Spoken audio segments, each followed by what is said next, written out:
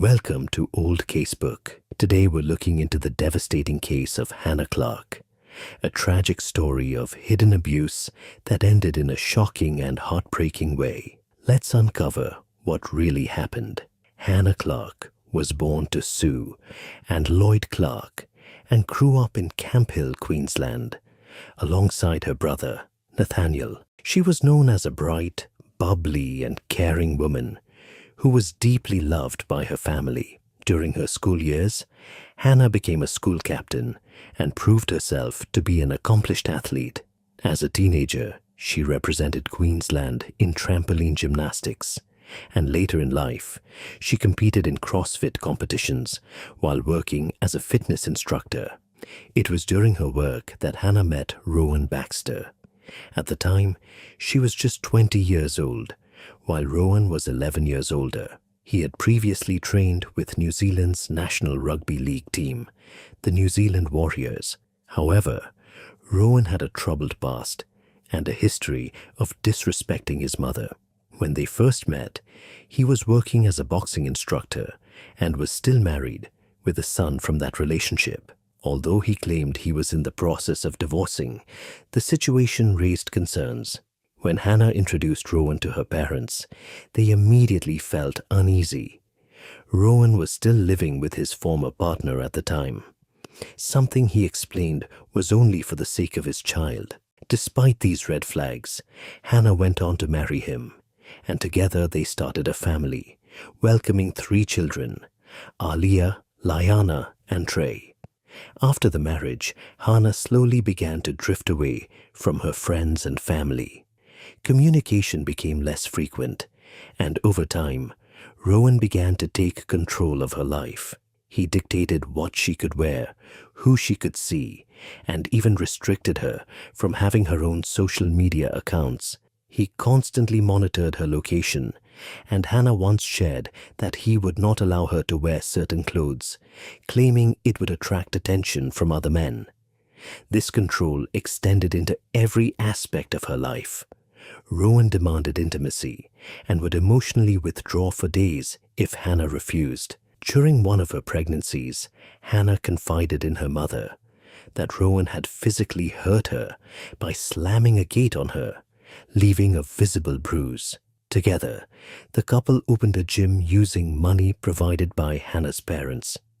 Despite their financial support, Rowan treated her family poorly.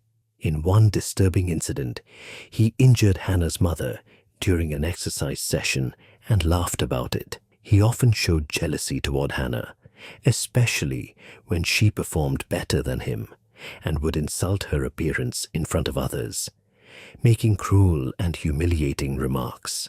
Rowan's behavior also began to affect their children. He was often rough with them and forced them into uncomfortable situations, such as ice baths, which he would even post online. Their eldest daughter, Aliyah, showed clear signs of fear, yet at times displayed courage by standing up to him. Inside the home, Hannah carried the weight of nearly all responsibilities. She worked, cared for the children, and managed the household, all while living under constant control. Meanwhile, Rowan struggled to maintain clients due to his aggressive and insulting behavior. Hannah was often forced to secretly communicate with friends from her car, as she was not allowed the freedom to speak openly. Rowan's control over Hannah gradually became more intense and deeply invasive. He began tracking her movements and even secretly recording her private conversations without her knowledge. Although her friends tried to warn her about the abuse, Hannah didn't initially recognize it for what it was, largely because the harm wasn't always physical. Over time, however, she began to see the truth. She tried to leave him multiple times, but Rowan would manipulate her into staying, promising to change and insisting that remaining together was best for their children. Eventually, with the support of a friend, Hannah found the strength to leave with her kids and seek safety. As she moved forward, Hannah reached out to the police and started to understand that she had been living under coercive control. a pattern of behavior designed to dominate, isolate, and instill fear, forcing someone into dependence. Despite her efforts to protect her children, Rowan still had legal rights to see them. During one visit, he forcibly took one of the children and fled, leaving Hannah terrified. With no legal order in place at the time, authorities had limited power to act. A protection order was eventually issued, but Rowan repeatedly violated it. He continued to harass and follow Hannah, and during one confrontation, he physically assaulted her again, leading to further restrictions on his access to the children. Hannah confided in her loved ones that she feared for her life. She even made legal arrangements to ensure her children would be cared for if anything happened to her. Still, despite everything, she believed her children would not be harmed. Tragically, that belief would prove to be devastatingly wrong. One day, Rowan carried out an unthinkable act. As Hannah was preparing to take her children out, he ambushed her and forced his way into the car. Threatening her with a weapon, he demanded that she drive. During the journey, he poured petrol inside the vehicle. In a desperate attempt to escape, Hannah stopped the car and screamed for help, urging someone to call the police. Moments later, Rowan ignited the fuel, and the car was instantly engulfed in flames. Hannah managed to escape, suffering severe burns, and in her final moments, she desperately tried to save her children. Bystanders rushed to help, but Rowan prevented them from getting close. Trapped in the back seat, the 3 children tragically lost their lives. Rowan then took his own life at the scene.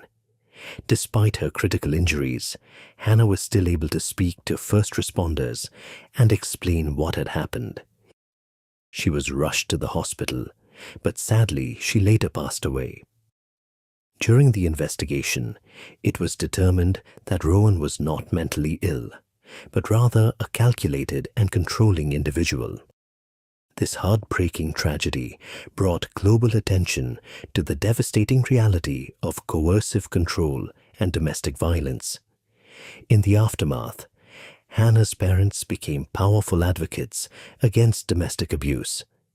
In her memory, they established the Small Steps for Hannah Foundation, dedicated to raising awareness and working to prevent such tragedies from ever happening again.